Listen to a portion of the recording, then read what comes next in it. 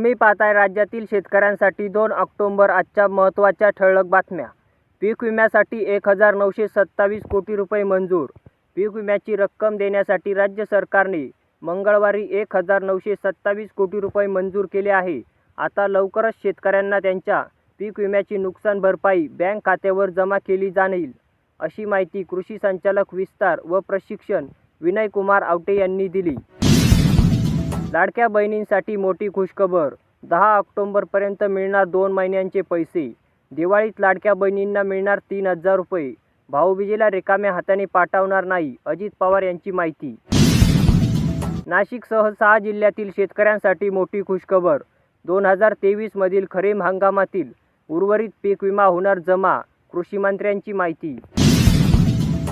October ते डिसेंबर महिन्यातही सरासरीपेक्षा जास्त पाऊस पडणार, हवामान विभागाचा अंदाज जाहीर. शेतकऱ्यांसाठी मोठी खुशखबर. अखेर पीएम किसानचा 18वा हप्ता 5 ऑक्टोबर रोजी होणार जमा. ई-केवायसी न केलेले शेतकरी मात्र राहणार वंचित.